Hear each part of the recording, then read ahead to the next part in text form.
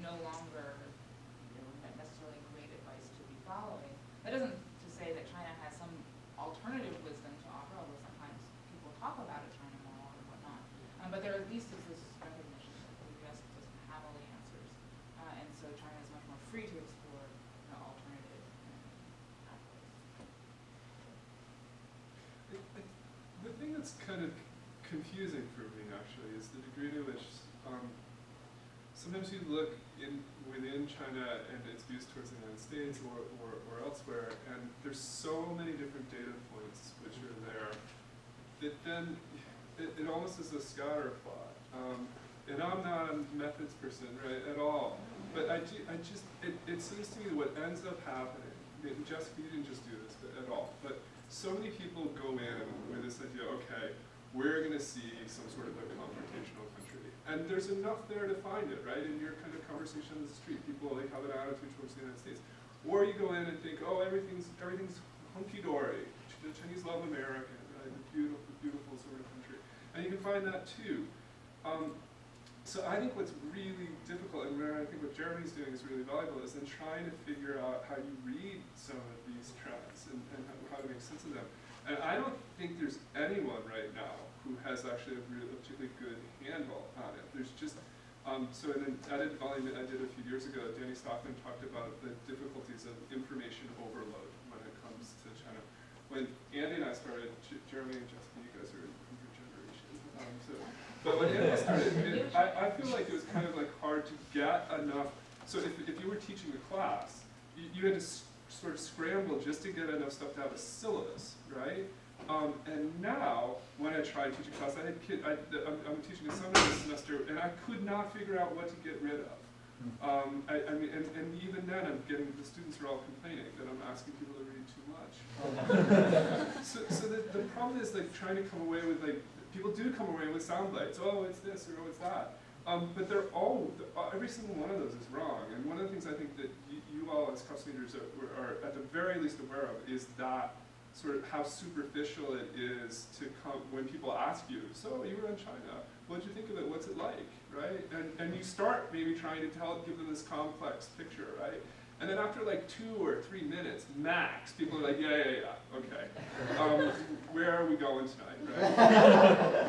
So the challenge is not, you guys have this knowledge, we have this knowledge. The challenge is trying to figure out ways to convey that to an audience that isn't here, right? And I don't know how, I honestly don't know how to do that. I'm not sure. I'm trying to do more public intellectual sort of stuff in the last few years, but it's tricky, especially because these are, Victor's question is a legitimate question, but there isn't actually a legitimate answer, I think, unless you're really careful and really nuanced about it. And here it's a No, and I agree with what Alan's saying. I mean, Alan was in China for 2.5 months this summer, felt that things were, all was not well. And then we just spoke with Xu Xi, and he said, things are great.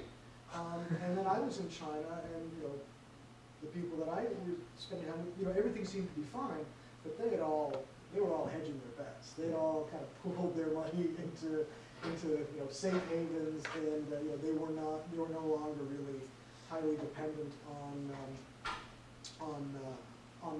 anything other than themselves and their immediate network. So I think that's absolutely right, that you're going to have just the full variety of opinions on any particular topic, particularly something as noted as the United States. I haven't noticed anything, but I mean, the thing that comes up are the narratives of what are we doing in South China Sea, et cetera, et cetera. That's really been the extent of it. Nothing along the lines of what people would stop you in the street during the Taiwan Straits crisis in '95 and '96. Like, what are you guys doing? I don't have a red line to the White House. I don't know. But it was a very so I don't see it as being particularly it seems to be fine. I guess the thing to keep in mind though is what is the larger narrative? I'm going to flip places here. So, when I first went to China, it was in 1988. And when I left to go to China, people were saying, well, that's wonderful. It's the Canada is the Great Wall, and that's wonderful. We love the Chinese, you're not like those Russian communists, you know, it's that kind of a thing. And of course, I come back after Tiananmen, and, you know, everybody's response is, oh my God, you're alive, you made it.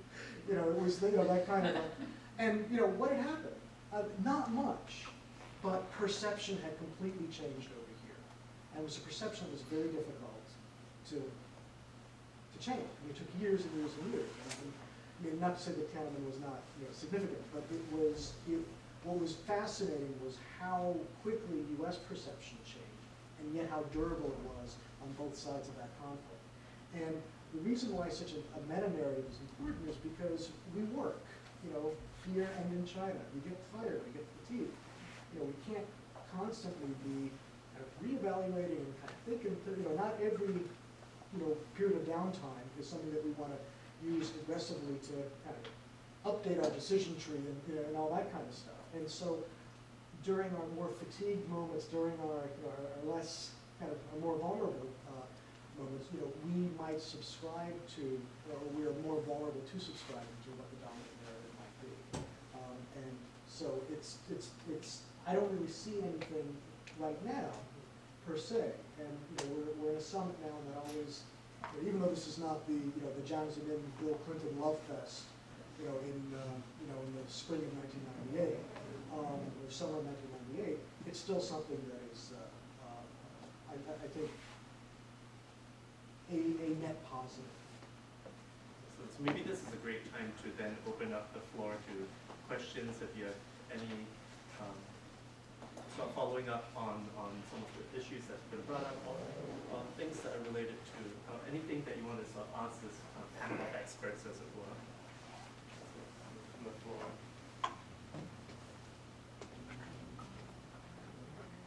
Well, there's all this complexity. I have a somewhat simpler view, and wondered why it's too simple-minded. I think that the United States is going to try to preserve its preeminence as long as possible. We know so much about discussions in foreign policy making, Pentagon Papers, Woodward's biographies. Nobody says this would help continue U.S. Preeminence longer, but it would be too damaging to people in the world, certainly not to people in the United States. No, it's never said.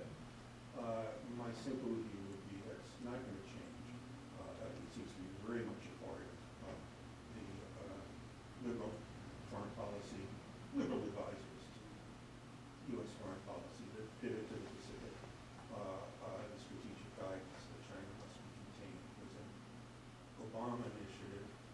So I guess my simple-minded view is that if you all, like Jeremy, would help people to, in the United States, to get used to the thought of American decline and remind people of the great damage that's sometimes done by the U.S. hegemony, that's the best we can do. And within China, as Andy pointed out at the start, it's really hard to imagine how, well, embroidered in the power of entrenched interests like the state-owned enterprises and the big banks can be reduced. The hookah system can be wound down. Pollution can be contained without setting out all sorts of conflicts between interests that would have to be contained by a long-term plan or requiring more assertion of power by the center of the center, than there's been before. These strike me as projects that would benefit one-fifth of humanity at least, with pollution, the rest of humanity as well. Why not hope that Xi Jinping can succeed, and who knows what reality there will be in Cambridge that will have to be dealt with in another way. Just simplicity long, but I just want to note that the two tracks have a relation.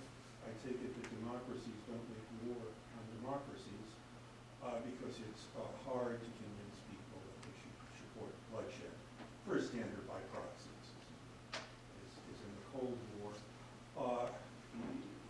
If they think that the people on the other side aren't governed by highly unjust people with evil intent, it seems to me that the more humane sense that China experts can make of the Xi Jinping regime, less energy there will be on the part of people who are most aggressive in seeking to contain China.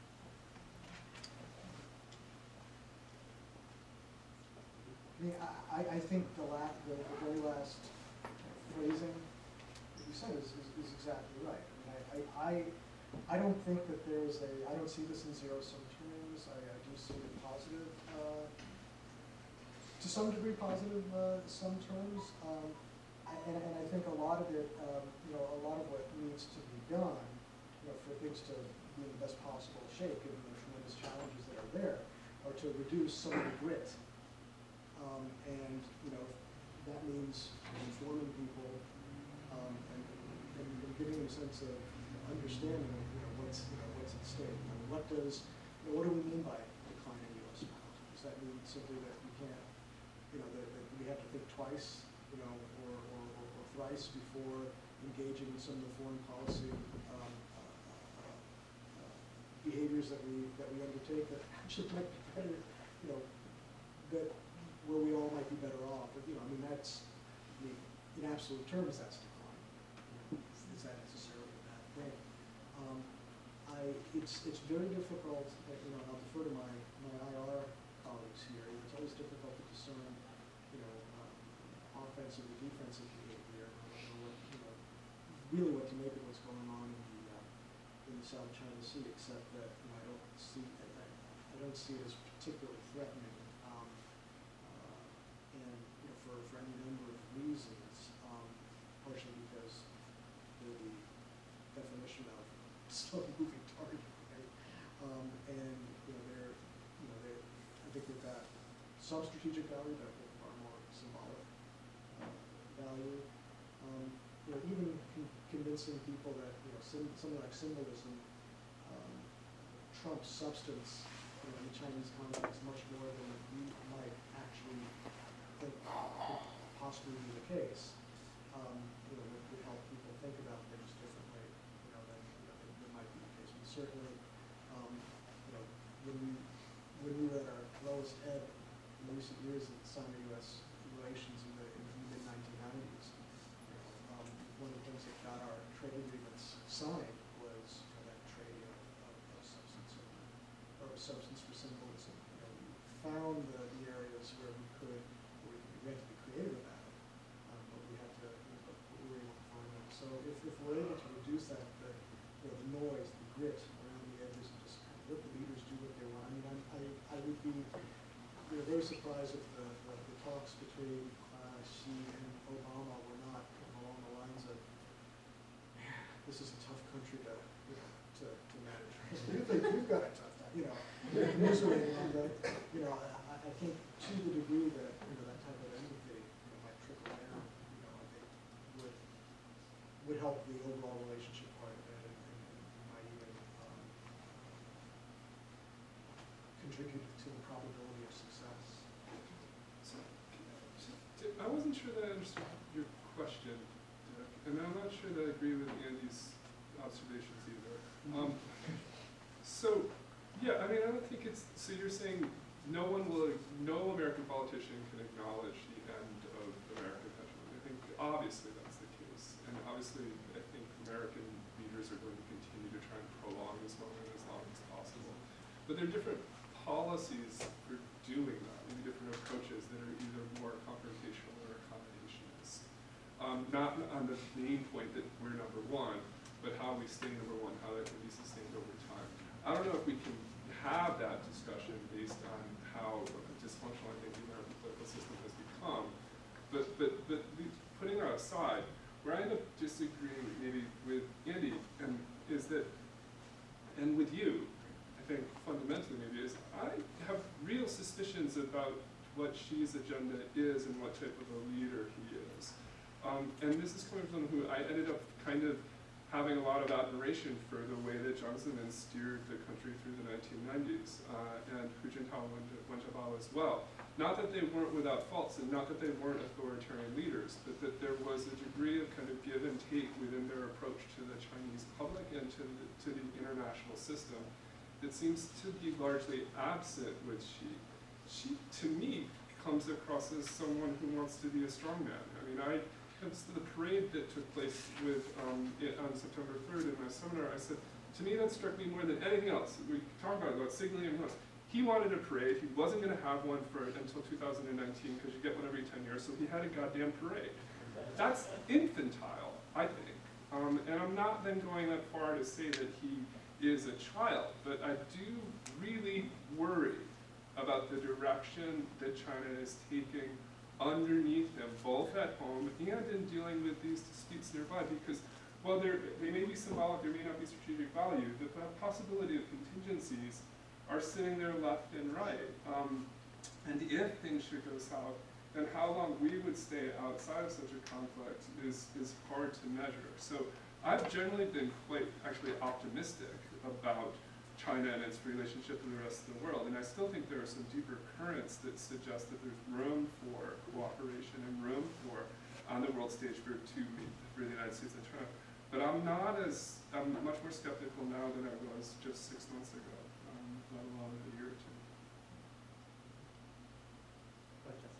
I guess I would just add to that I think that you use the word containment, and I don't think that there is anybody in the U.S. government currently in positions of leadership that would subscribe to that idea. But the problem is that from China, there's nobody who believes that the U.S. doesn't seek to contain China.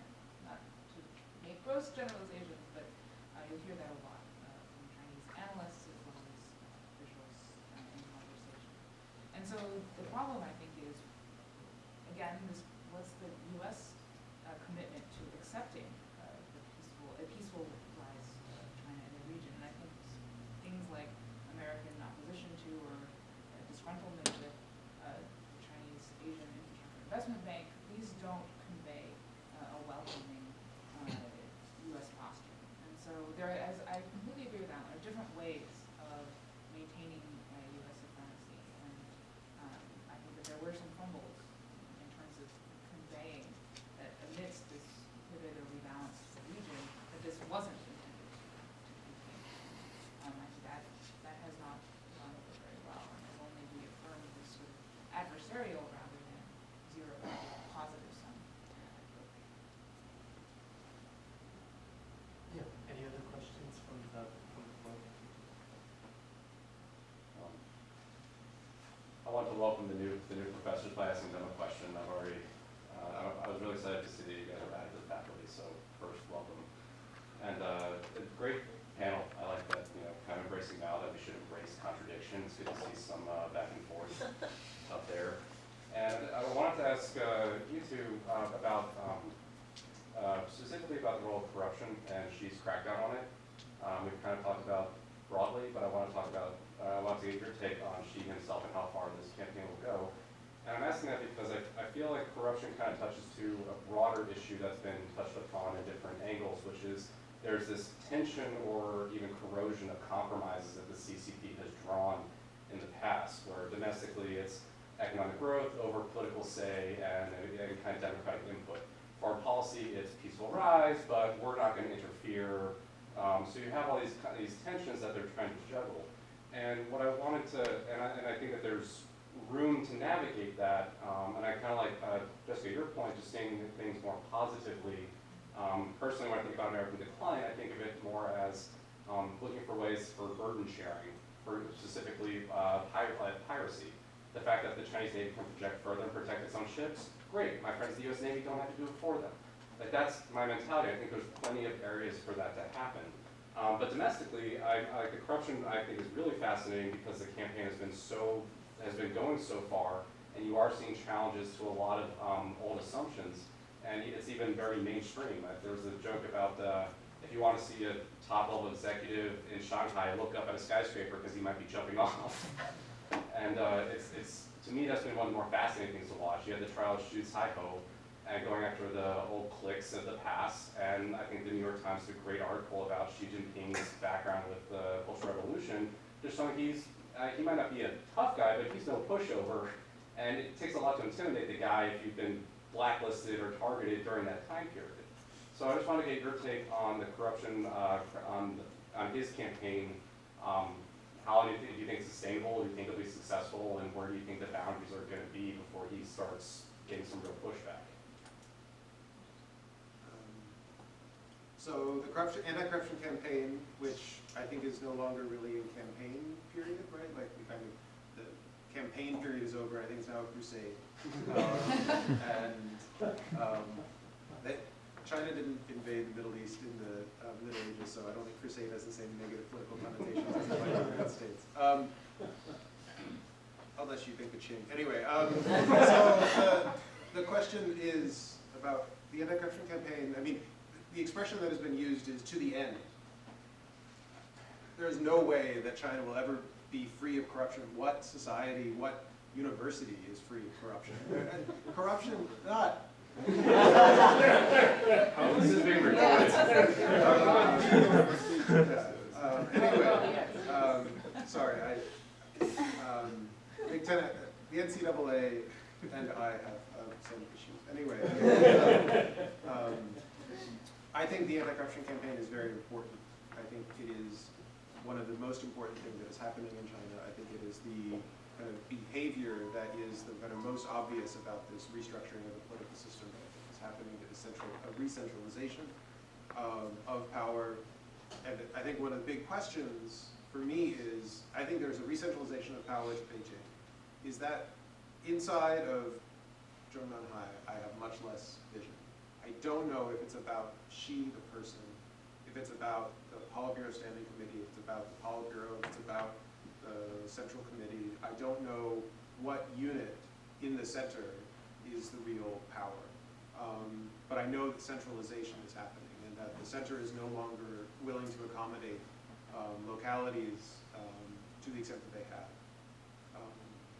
So I think that is a real impetus. I don't know when it will end, but I think it is an attempt, a serious attempt to reduce corruption, in part to kind of fix economic growth. That is, if the economy is in part slowing down because of corruption kind of adding grit, then it is an attempt to get rid of some of that grit. But at the same time, I think it's also, the anti-corruption campaign is a hedge.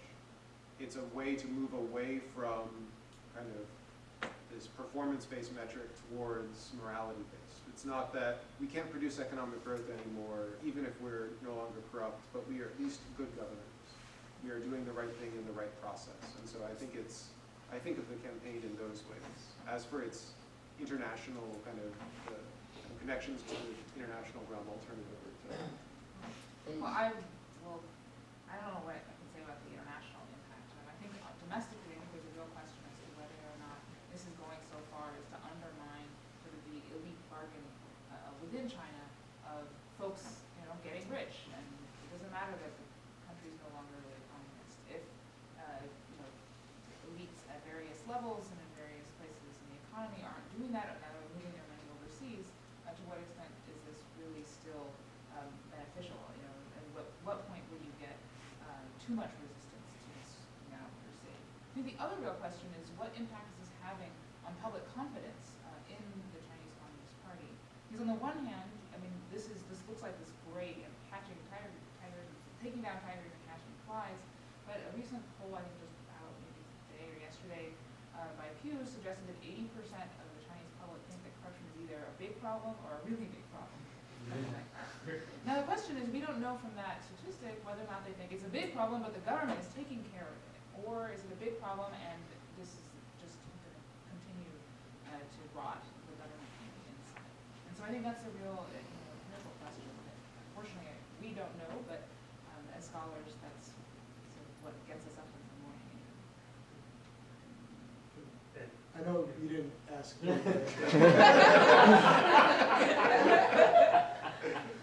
So what I have to say is completely consistent with what's been said.